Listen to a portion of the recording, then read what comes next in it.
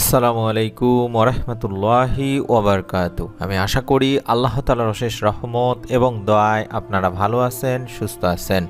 আজ আমি আপনাদের সাথে আলোচনা করব যাদের সন্তান হয় না, যে সময় সূরা ফাতিহা মাত্র 3 বার পড়লে 3 দিনে একটি ফল পাবেন, অর্থাৎ 3 দিনে আপনারা একটি সুসংবাদ পাবেন নেক সন্তান লাভের।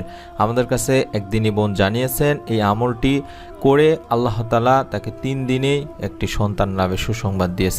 তাই অনুরোধ করছি ছোট্ট ভিডিওটি সম্পূর্ণ দেখুন এবং আমাদের এই ভিডিওটিতে এখন একটি লাইক দিন এবং চ্যানেলটি সাবস্ক্রাইব করে বেল বাটনটি অন করে রাখুন। পবিত্র কোরআনুল কারিমের 114টি সূরার মধ্যে প্রথম সূরাটি হচ্ছে এই সূরা ফাতিহা। সূরা ফাতিহাকে কোরআন শরীফের শুরু বলে আখ্যায়িত করা হয়। সূরা ফাতিহার ফজিলত বলে শেষ করা যাবে না। এই সূরাটিতে আপনার এমন কিছু গুরুত্বপূর্ণ ফজিলত রয়েছে যার মাধ্যমে আপনারা এই আমলটি যদি করেন আল্লাহ তাআলা আপনার মনের সমস্ত নেক আশাগুলো পূর্ণ করে দিতে পারেন। এই সূরা কোরআনের সর্বাধিক মর্যাদাপূর্ণ একটি সূরা। তাওরাত, জবুর, ইনজিল, কোরআন কোনো কিতাবে এই সূরার তুলনীয় কোনো সূরা নেই। এই সূরা ফাতিহা এবং সূরা বাকরার শেষ 3টি আয়াত হলো আল্লাহর পক্ষ থেকে প্রেরিত বিশেষ নূর, যা ইতিপূর্বে কোনো নবীকেই দেওয়া হয়নি। আর সূরা ফাতিহা কোনো ব্যক্তি যদি নামাজে না পড়ে থাকেন তাহলে তার নামাজই হবে না। রাসূলুল্লাহ সাল্লাল্লাহু আলাইহি সাল্লাম নিজেই কথাটি বলেছেন। সূরা ফাতিহাকে শেফাও বলা হয়। আবু সাঈদ খুদরি রাদিয়াল্লাহু তাআলা আনহু বলেন, একবার এক সফরে আমাদের এক সাথী যৌনগ্রস্ত পতিকে শুধুমাত্র সূরায়ে ফাতিহা পড়ে ফু দিয়ে সাপের বিষ ঝাড়েন এবং তিনি সুস্থ হন। সহিহ বুখারী শরীফে বলা হয়েছে এই হাদিসটির কথা। ইবনে আব্বাস রাদিয়াল্লাহু তাআলা আনহু বলেন, একদা রাসূলুল্লাহ সাল্লাল্লাহু আলাইহি ওয়াসাল্লামের কাছে জিবরাইল আলাইহিস সালাম উপস্থিত ছিলেন। হঠাৎ জিবরাইল আলাইহিস সালাম উপরের দিকে এক শব্দ শুনতে পেলেন এবং চক্ষু আকাশের দিকে করে বললেন, এ হচ্ছে আকাশের একটি দরজা যা পূর্বে কোনো দিন খোলা হয়নি। সে দরজা দিয়ে একজন ফেরেশতা অবতীর্ণ হলেন এবং রাসূলুল্লাহ সাল্লাল্লাহু আলাইহি ওয়াসাল্লামের কাছে এসে বললেন, আপনি 2টি নূরের সুসংবাদ গ্রহণ করুন যা আপনাকে প্রদান করা হয়েছে, তা আপনার পূর্বে কোনো নবীকে প্রদান করা হয়নি বা দেওয়া হয়নি। আর তা হচ্ছে সূরা ফাতিহা এবং সূরা বাকরার শেষ 2 আয়াত। সহিহ মুসলিম শরীফের 806 নম্বর একটি সহিহ হাদিস।